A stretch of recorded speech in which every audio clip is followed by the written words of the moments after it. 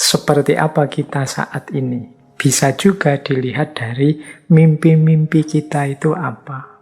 Keinginan-keinginan, harapan-harapan dalam hidup kita itu apa. Nah, itu juga nanti menunjukkan siapa kita yang sebenarnya. Kita merancang tujuan dalam hidup kita, merancang target-target, cita-cita, itu ada kalanya jangka pendek yang segera bisa kita wujudkan, ada kalanya jangka menengah, ada kalanya jangka panjang. Tentu saja jangka panjang ini skopnya jauh lebih luas, lebih besar. Target-target besar. Bukan sesuatu yang mustahil, cuma memang butuh perjuangan panjang dan berat.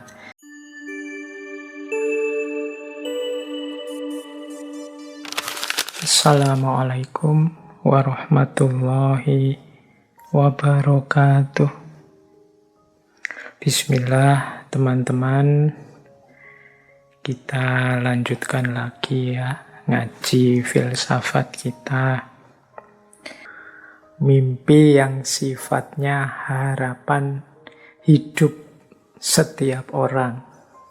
Jadi bukan mimpi-mimpi yang kita dapat saat kita tidur, bukan mimpi yang kita peroleh saat kita tidak sadar. Tapi yang jelas yang dimaksud mimpi malam hari ini mimpi dalam konotasi motivasional tadi, konotasi bahwa kita di antara yang membentuk diri kita itu mimpi-mimpi kita, harapan-harapan kita. Siapa kita itu jawabannya tidak selalu harus dilihat seperti apa kita saat ini. Bisa juga dilihat dari mimpi-mimpi kita itu apa. Keinginan-keinginan, harapan-harapan dalam hidup kita itu apa. Nah, itu juga nanti menunjukkan siapa kita yang sebenarnya. Karena kadang-kadang orang itu tidak sepenuhnya bisa mewujudkan keinginan-keinginannya. Misalnya, saya itu inginnya jadi orang yang soleh, pinter, tekun, rajin, dan lain sebagainya. Cuma kan ada banyak keterbatasan yang membuat saya tidak bisa sepenuhnya seperti itu tadi. Tapi toh demikian, saya masih tetap berkeinginan, saya masih tetap bermimpi untuk jadi orang yang soleh, yang tekun, yang rajin, yang pinter, dan lain sebagainya.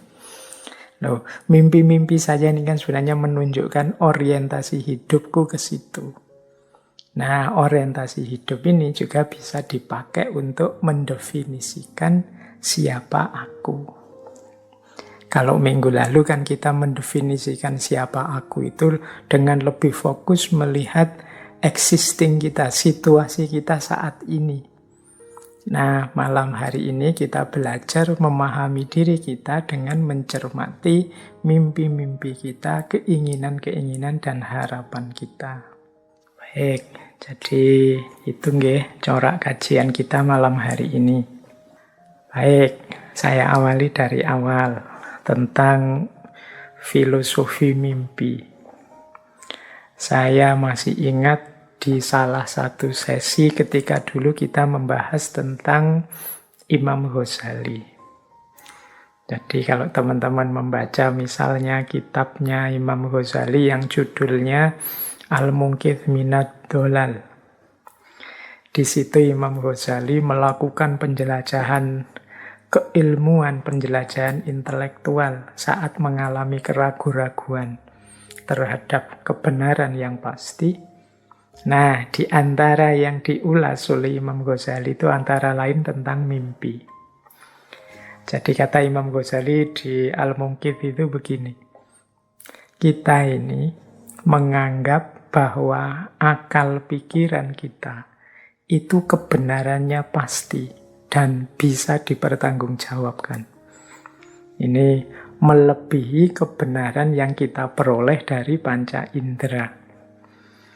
Jadi beliau kan meranking ilmu-ilmu itu yang diperoleh dari panca indera, yang diperoleh dari akal, dan nanti ilmu yang diperoleh dari pengalaman religius.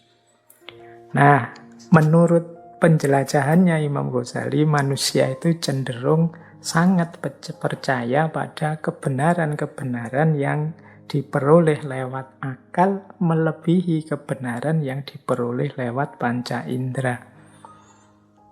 Lewat panca indera itu kita misalnya zaman SD dulu kan ada itu pelajaran, kita lihat gelas, ada airnya, terus dimasuki pensil. Loh, pensilnya itu kelihatan bengkok. Tapi kan kita tidak menyimpulkan pensilnya bengkok. Kita simpulkan pensilnya tetap lurus. Hanya saja pandangan mata kita terdistorsi. Nah, yang bisa menyimpulkan pensil tetap lurus itu kan akal. Kalau dasarnya hanya panca indera menggunakan mata, ya pensil tadi kelihatannya sudah bengkok. Dari sini terus disimpulkan bahwa, oh, kalau begitu akal itu lebih kuat untuk menemukan kebenaran. Tapi ternyata akal juga banyak kelemahannya.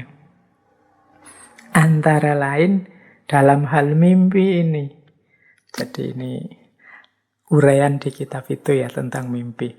Jadi kita itu saat mimpi, itu kan akal kita juga bekerja.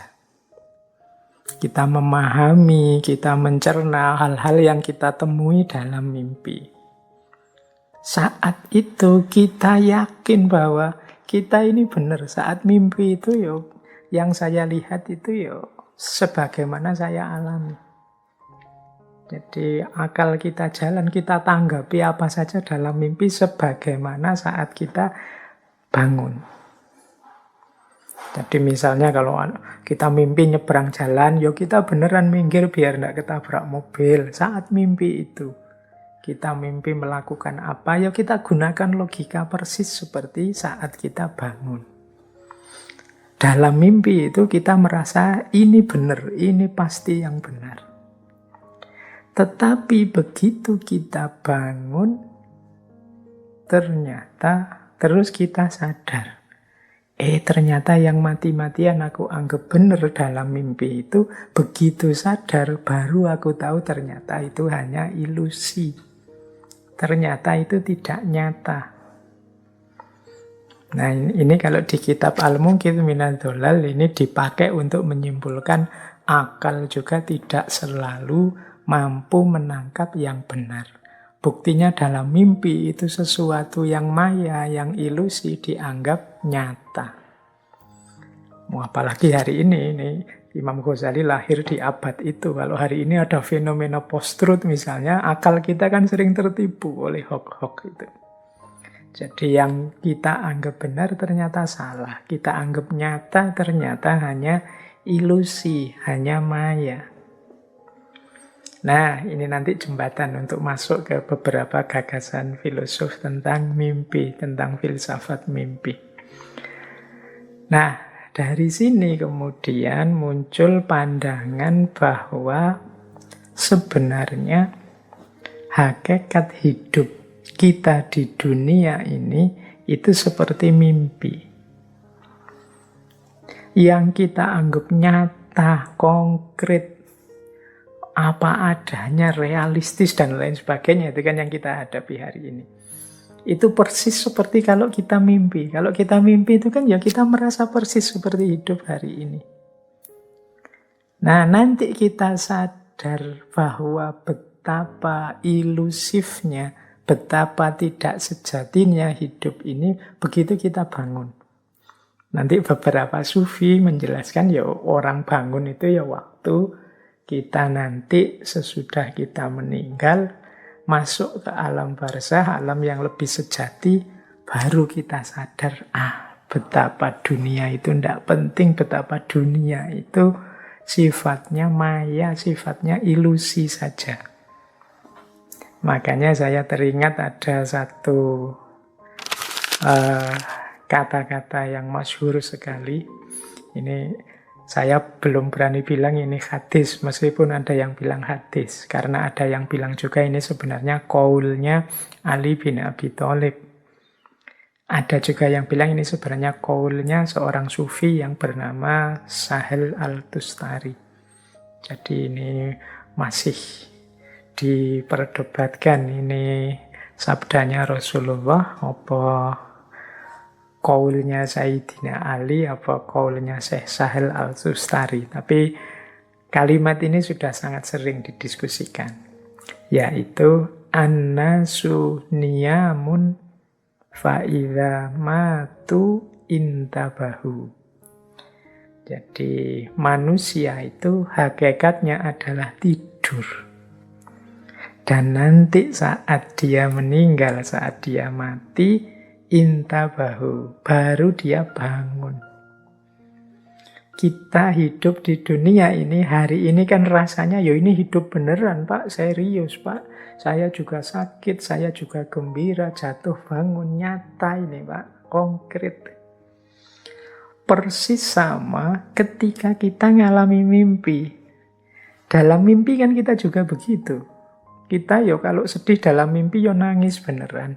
Kalau seneng ya ketawa beneran.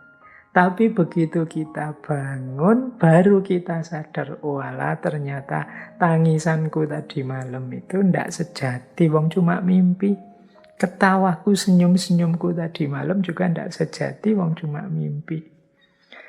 Nah, dari qaul ini annasu niyamun fa'idha matu intabahu, manusia itu tidur, nanti kalau mereka bangun, kalau mereka mati baru mereka bangun.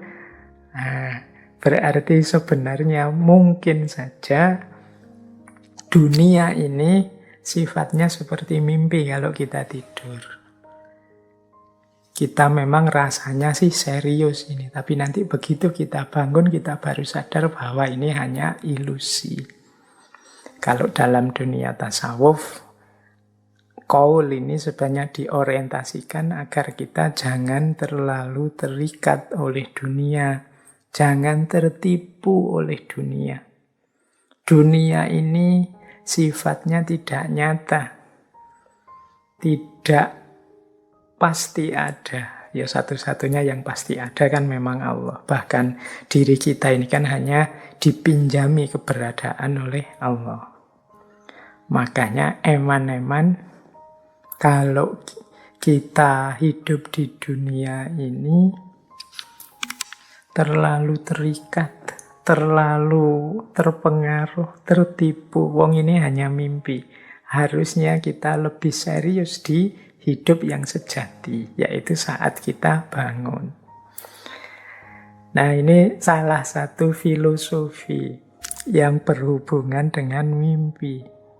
Ini dari para tasawuf. Sekarang kita hubungkan mimpi ini dengan aspek yang berhubungan dengan minggu lalu ya, mengenali diri dan membentuk diri. Ini mengenali dan membentuk diri ini dua hal yang saling berangkai. Kalau hanya mengenali saja, ya sifatnya mungkin pasif. Sementara manusia itu makhluk yang dinamis. Dia bisa berubah, bisa berkembang. Oleh karena itu, ya kita harus mengenali diri kita dulu pertama-tama, kita ada di mana, kekurangan, kelebihan kita apa. Setelah itu mari kita bentuk diri kita sesuai keinginan, sesuai ideal-ideal yang ingin kita tetapkan. Berarti apa? Memahami seseorang itu tidak hanya dari bagaimana dia sekarang, tapi juga bisa dari apa yang dia inginkan, apa yang dia harapkan, apa yang dia mimpikan. Ada orang baiknya luar biasa, tapi kok ya mimpinya rusak misalnya. Dia mimpi ingin unggul dan menguasai seluruh kekayaan misalnya. Nah, ini kan negatif sifatnya. Kita kan sudah bisa menilai, orang ini keinginannya negatif. Meskipun sekarang dia positif. Penilaian kita tentang dia kan terus sudah berubah. Jadi mimpi pun atau harapan pun itu sesuatu yang bisa kita pakai untuk mendefinisikan seseorang. Ada orang jahat misalnya, perampok, maling, atau apalah kejahatan apa, koruptor. Dua orang misalnya, yang satu merasa sudahlah, saya ini sudah rusak, sudah jahat, ya sudah selesai, biar saja saya jahat. Yang satu bilang, saya tahu saya jahat, tapi saya ingin berubah jadi lebih baik. Saya ingin jadi orang yang lebih manfaat. Saya ingin orang yang menundukkan diriku jadi tidak jahat lagi. Loh, yang satu punya harapan, punya keinginan, yang satu tidak. Tentu saja definisi kita kan berbeda tentang dua orang ini, meskipun sama-sama telah melakukan kejahatan. Jadi di titik ini bisa kita simpulkan, mimpi juga bisa kita pakai jadi ukuran untuk menilai, untuk memahami diri. Ya kalau sebagaimana judul bulan ini, Who Am I? Berarti mari kita pahami mimpi-mimpi kita. Loh Pak, kok tidak ada Pak? Saya tidak punya mimpi. Yo. Mari kita berani bermimpi kalau begitu. Wong manusia itu dinamis ya. Mari kita pastikan dinamika hidup kita itu ke arah yang lebih baik. Nah, ke arah yang lebih baik ini kan namanya mimpi, harapan, cita-cita. Jadi mimpi malam hari ini kita definisikan sebagai harapan dan cita-cita. Mimpi adalah bentuk dari harapan dalam diri kita tentang masa depan. Mimpi adalah tujuan yang ingin kita wujudkan.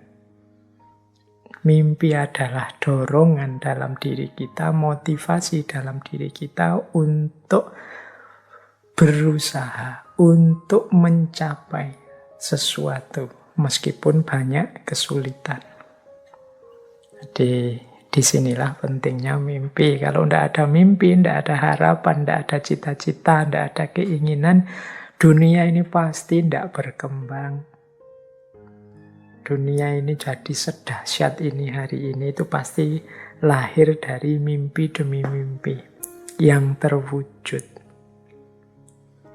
Baik, jadi disinilah pentingnya mimpi. Dengan mimpi kita jadi paham orientasi hidup kita. Dengan mimpi kita jadi tahu orang seperti apa kita. Ketika kita punya mimpi-mimpi terus kita baca, oh ternyata keinginanku itu ini. Oh ternyata aku ini lebih mengutamakan karir pekerjaan dibandingkan pasangan.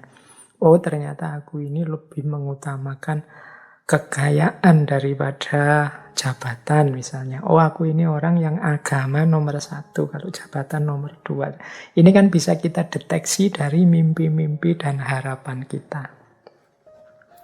Sayangnya, ini sayangnya ya, banyak di antara kita yang tidak sadar dengan mimpinya atau tidak mau bermimpi.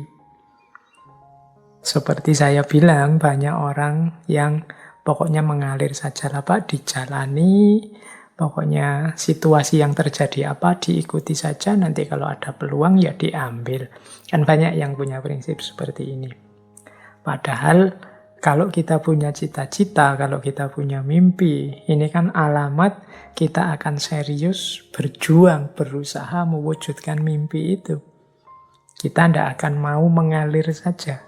Kita ingin hidup ini versi yang kita inginkan. Jadi penting bagi kita untuk sadar apa keinginan kita, kemudian mau berjuang mewujudkannya. Itulah namanya mimpi. Ya mungkin memang kadang-kadang karena dorongan situasi tertentu, kita ini tidak berani bermimpi. Sebenarnya kalau kuliah jurusan saya ini Pak, bisa sih Pak, di antara profesi yang ditawarkan untuk jadi dosen misalnya, untuk jadi diplomat, duta besar misalnya, itu kalau di rumusan kurikulumnya begitu Pak. Tapi kok Saya tidak berani Pak Matok jadi duta besar, Matok jadi dosen misalnya.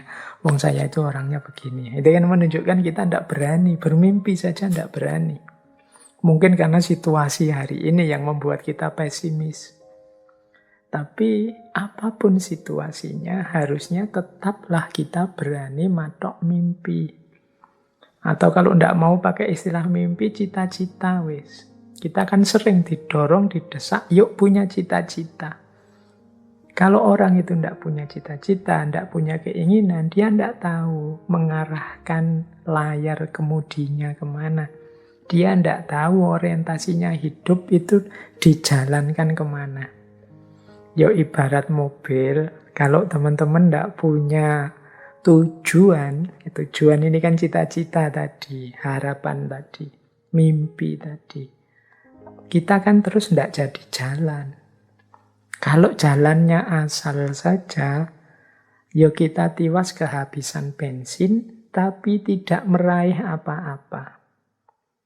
Tidak sukses apa-apa, tidak keberhasil apa-apa. Meskipun mungkin merasakan sesuatu atau menikmati sesuatu. Jadi, ini pentingnya mimpi.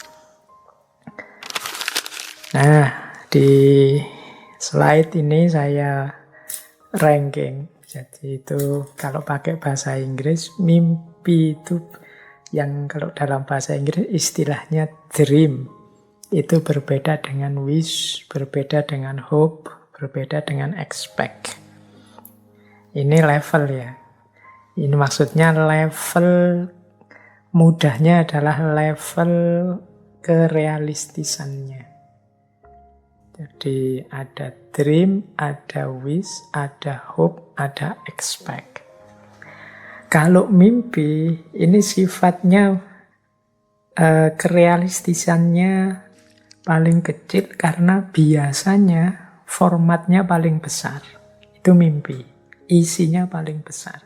Seperti anak kecil misalnya, saya ingin jadi presiden misalnya. Itu kan sisi realitisnya kecil karena format mimpinya besar. Tapi bukan berarti mustahil. Jadi kalau kita targetnya besar itu kan kita mau tidak mau nanti orientasinya, daya yang kita kerahkan, modal yang kita berikan itu kan juga besar untuk sampai ke sana. Seandainya tidak nyampe di terminal terakhir itu pun kita sudah luar biasa. Capaian kita. Itu namanya dream. Nah, lebih besar aspek realistisnya, ya berarti mungkin lebih simple isinya itu namanya wish. Wish ini daya realistisnya mungkin lebih konkret daripada dream. Lebih besar lagi daya realistisnya itu hope. Dan lebih besar lagi itu expect. Kalau expect itu untuk hal-hal yang sederhana misalnya, saya setelah kajian ini mau ngopi dulu di kafe. Dan itu kan, ya wong saya punya uang, kendaraan ada, teman-teman juga ngajak, jadi deh. Itu kan I expect itu bisa paling besar. Tapi kalau hope itu mungkin sebenarnya ya saya ada uang. Teman-teman juga ngajak, tapi setelah kajian ini saya ada kesibukan lain sebenarnya. Bukan tidak bisa saya tinggalkan sih, tapi kalau saya tinggalkan besok saya repot ini. Itu hope.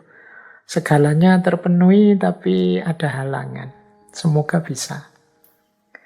Nah, kalau wish itu mungkin setelah kajian ini saya pengen ngopi sih di kafe, tapi kok ya ndak ada temen yang ngajak. Uang juga tinggal sedikit sebenarnya.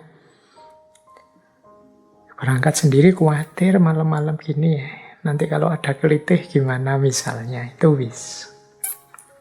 Nah kalau dream itu misalnya, kapan-kapan ya saya ingin ikut ngaji filsafat offline di sana bareng teman-teman. Setelah kajian saya ngopi asik misalnya. Rasanya. Sementara teman-teman yang punya niat seperti ini itu sedang tidak di Jogja, atau mungkin malah di luar Jawa, atau mungkin dari luar Indonesia yang ikuti kajian filsafat, itu kan agak jauh orientasinya untuk bisa ngopi setelah ngaji filsafat misalnya. Nah, ini mungkin bisa levelnya dream. Jadi makanya tadi lebih kita definisikan dream itu ke arah cita-cita, harapan yang besar, harapan yang jauh, target jangka panjang. Yang kalau dibaca sekilas itu rasanya apa mungkin ya. Tapi kalau saya berjuang mungkin sajalah, itu masih dream mungkin. Kalau jalurmu benar nak, bisa kamu nanti jadi presiden misalnya. Itu levelnya masih dream. Dream itu bukan sesuatu yang mustahil, cuma memang butuh perjuangan panjang dan berat. Kita juga begitu, membentuk diri kita juga kan butuh perjuangan panjang dan perjuangan yang tidak ringan. Baik, ini untuk memahamkan saja skalanya. Jadi mudahnya begini loh. Kita merancang tujuan dalam hidup kita, merancang target-target, cita-cita, itu ada kalanya jangka pendek yang segera bisa kita wujudkan, ada kalanya jangka menengah, ada kalanya jangka panjang. Tentu saja jangka panjang ini skopnya jauh lebih luas, lebih besar. Target-target besar. Kalau sekarang mahasiswa kemudian, Pak, saya cuma ingin lulus saja nanti tepat waktu. Nah, itu mungkin termasuk jangka pendek. Sekarang sudah semester 6 misalnya, lulus tepat waktu paling ya setahun setengah lagi pasti sudah bisa lah. Pak, saya ingin dapat istri yang solehah, saya ingin dapat istri yang bisa diajak kerja keras bareng-bareng misalnya. Ini mungkin semacam jangka menengah. Karena segera tidak bisa, tapi butuh proses panjang. Tapi juga tidak terlalu jauh. Sekarang teman-teman mungkin sudah lulus kuliah, sudah sedang cari-cari kerja. Ya mungkin 2, 3, 4 tahun lagi terpenuhi lah. Nah, misalnya terus, Pak, saya itu ingin punya kerjaan mapan di perusahaan level internasional yang kemudian di situ saya bisa mengabdikan keilmuan saya dan nanti bisa berbuat sesuatu untuk negara saya, Indonesia misalnya. Itu kan mimpi besar. Yang semacam ini bisa kita sebut dream. Jadi ini skala-skala keinginan kita. Yang penting juga kita rumuskan, kita tetapkan. Dalam rangka apa? Membentuk diri kita. Kita itu kan terbentuk sesuai apa yang kita rancang dan apa yang kita wujudkan dari rancangan itu tentang diri kita. Baik, kita lanjutkan ya. Nah, mimpi ya tetap akan jadi mimpi dan benar-benar akan berhenti sekedar mimpi kalau kita tidak menyambung mimpi itu dengan upaya-upaya untuk mewujudkannya. Maka ada istilah from dream to goal. Dari mimpi kita terjemahkan menjadi tujuan-tujuan hidup. Tujuan jangka pendek tadi, jangka menengah, juga jangka panjang. Nah, bagaimana sih cara kita untuk mewujudkan mimpi kita menjadi nyata dalam bentuk tujuan-tujuan yang konkret? Ini ada beberapa teori, beberapa konsep. Nah, malam hari ini kita belajar pelan-pelan saja tentang konsep bagaimana dari mimpi kita wujudkan menjadi tujuan-tujuan yang konkret dan nyata. Biar orang tidak hanya bilang, kalau begitu sih cuma mimpi biasa. Biar mimpi itu jadi kenyataan. Nah, ya tentu saja yang pertama syaratnya adalah kita tahu benar, paham benar mimpi kita itu apa. Seperti saya bilang tadi loh ya, banyak orang yang tidak punya mimpi, banyak orang yang tidak berani mimpi. Jadi mimpi saja tidak berani. Semoga teman-teman tidak termasuk orang yang semacam ini. Harus punya cita-cita. Harus punya mimpi. Orang yang tidak punya cita-cita itu mungkin karena dia tidak mampu membaca dan memahami diri dan lingkungannya, atau mungkin dia terdistraksi oleh banyak hal lain yang tidak penting. Maka penting ya teman-teman, kan sering saya sindir itu di berbagai kesempatan. Kadang-kadang kita itu kalah sama anak-anak TK, anak-anak SD. Anak-anak TK itu kalau ditanya jawabannya lebih tegas. Cita-citanya apa? Polisi. Cita-citanya apa? Bisnismen. Cita-citanya apa? Pilot. Cita-citanya apa? Jawabnya lebih tegas. SD masih lumayan tegas. Nanti SMP mulai agak ragu-ragu. Biasanya SMP itu karena terdistraksi macam-macam. Era-era SMP itu mungkin banyak nonton TV, nonton game, itu jadi pikirannya campur-campur. Termasuk saat menjadi siswa SMA, misalnya SMA itu juga masih mencari fokus-fokus, mencari idola-idola. Nah, mulai bisa berpikir lebih jernih, lebih luas, mungkin zaman kuliah. Tapi begitu ngerti macam-macam zaman kuliah, muncul ketakutan-ketakutan. Ketidakpercayaan diri. Wah, iya sih dulu waktu kecil tegas sekali bilang pingin jadi pilot, pingin jadi polisi. Sekarang mulai pesimis. Apa ya bisa? Apa ya mampu? Apa yang mungkin, dan lain sebagainya. Akhirnya tidak berani mimpi.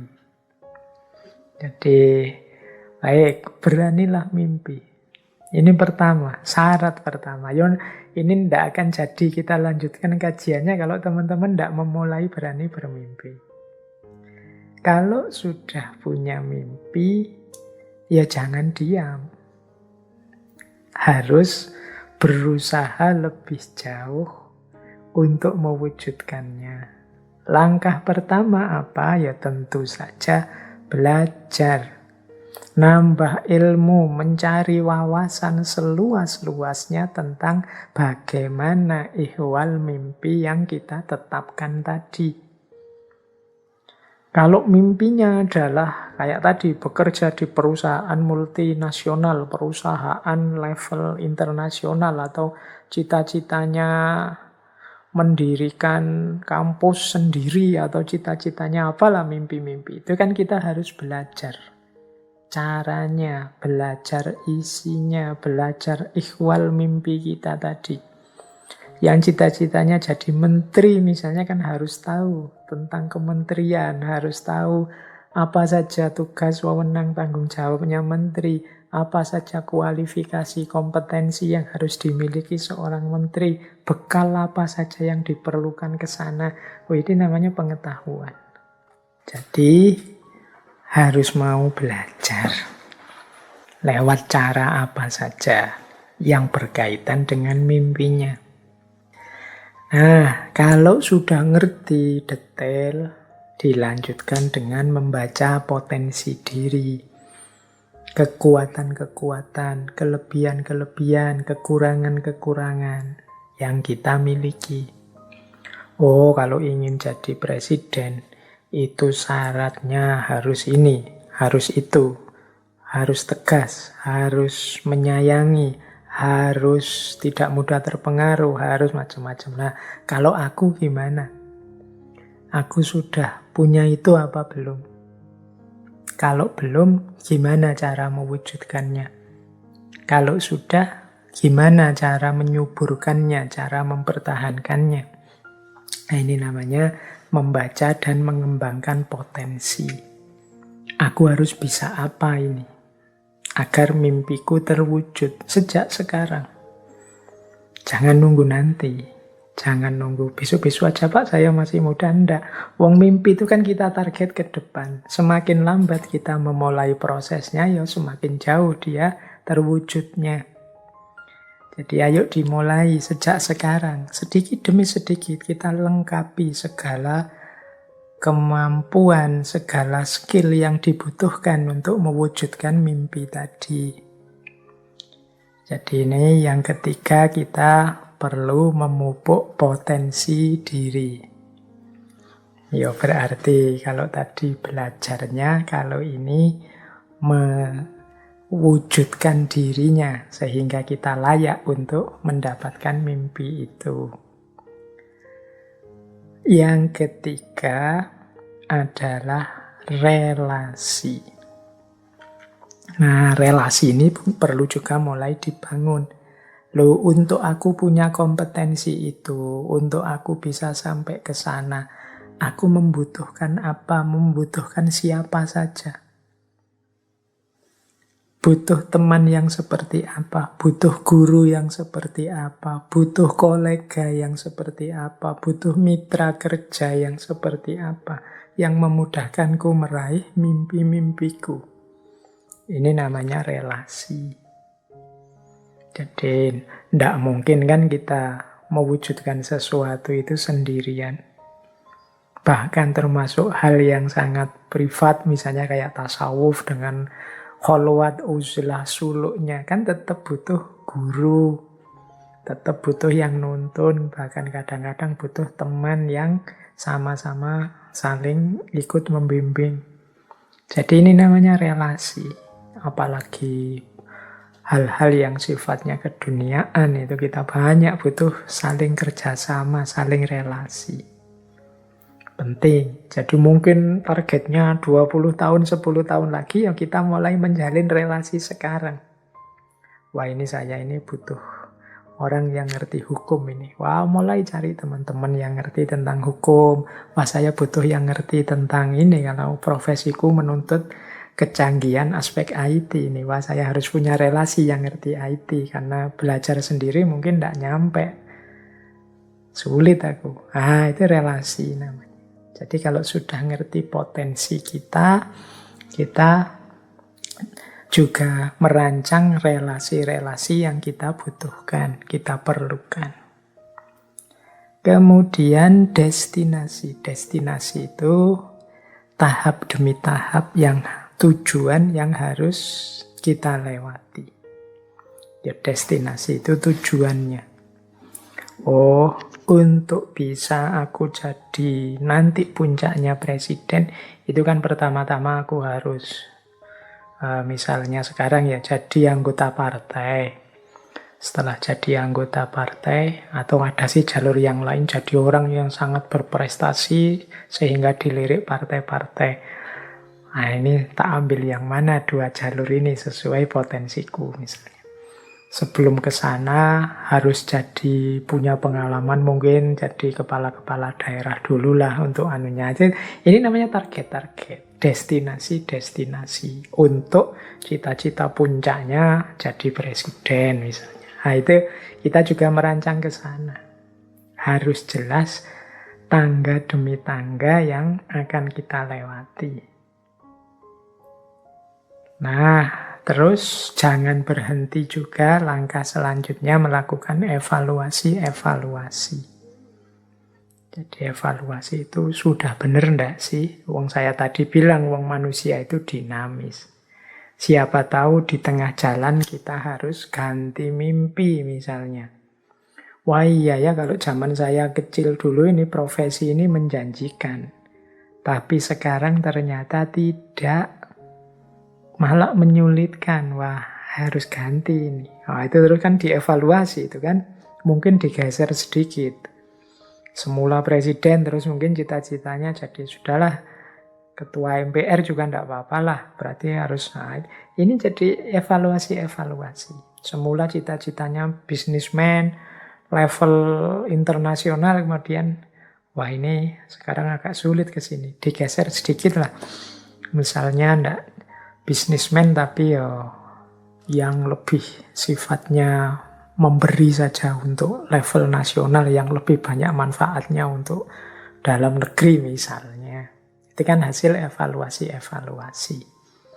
Nah, kalau sudah beres dievaluasi, dirancang ulang, boleh mimpinya ditetapkan lagi.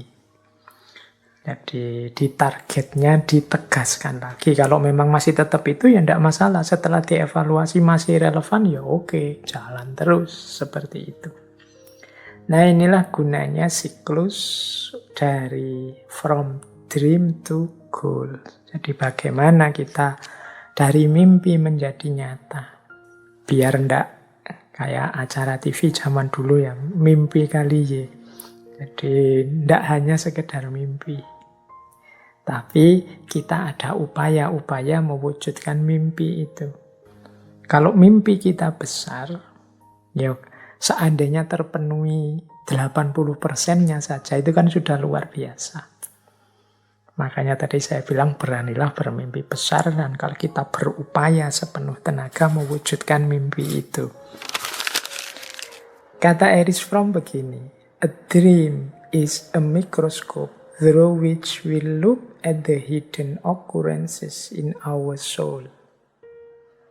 Mimpi adalah mikroskop yang melaluinya kita melihat peristiwa-peristiwa dalam jiwa kita yang tersembunyi. Jadi Erich Fromm ini kan termasuk alirannya psikoanalisis. Meskipun beliau mengkritisi beberapa gagasannya Sigmund Freud. Tapi beliau juga menyatakan bahwa mimpi itu adalah seperti mikroskop.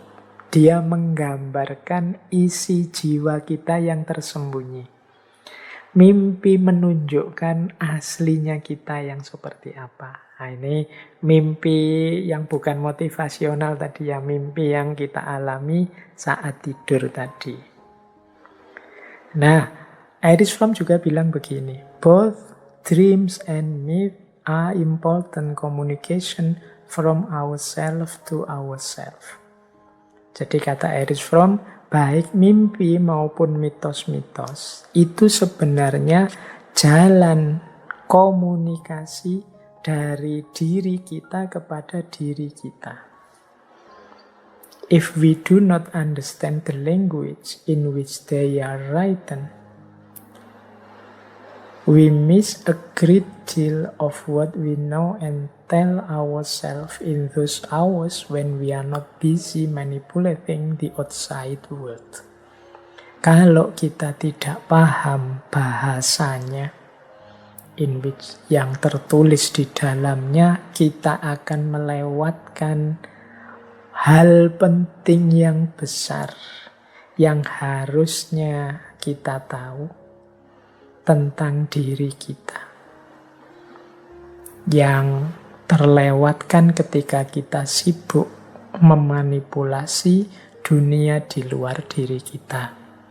Jadi mimpi itu adalah gambaran isi jiwa kita, dan melalui mimpi sebenarnya jiwa kita ingin menyampaikan sesuatu kepada kita. Kalau kita cuek, tidak mau memahami apa sih yang ingin disampaikan, ya kemungkinan kita melewatkan banyak hal yang harusnya kita pahami tentang diri kita. Ini masih berhubungan dengan mimpi dari perspektif psikoanalis tadi. Jadi versinya Erich Fromm, mimpi itu intinya penting bagi kita untuk memahami gambaran mental jiwa kita. Memahami apa yang kita inginkan, apa rahasia-rahasia diri kita, memahami diri kita seutuhnya. Jadi kalau Khalil Gibran tadi banyak menjelaskan mimpi dari aspek motivasional personal, kalau Erich Fromm menjelaskan mimpi dari aspek psikologisnya.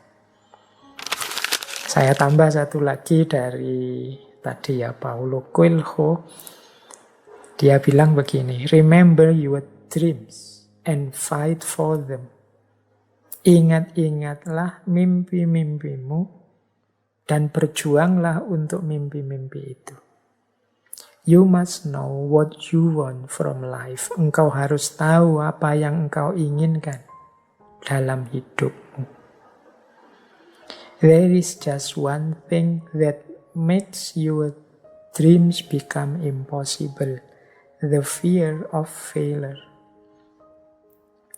Jadi hanya ada satu hal yang membuat mimpimu tidak mungkin, yaitu ketakutanmu sendiri akan kegagalan. Jadi kita hidup harus punya mimpi dan berjuang mewujudkan mimpi itu. Pasti berhasil, karena yang menggagalkan mimpi kita itu hanya satu, yaitu apa? Ketakutan kita sendiri akan kegagalan. Karena kita takut gagal, biasanya terus kita tidak berani bermimpi. Baik, itu beberapa perspektif filosofis tentang mimpi selain yang saya jelaskan di awal-awal tadi.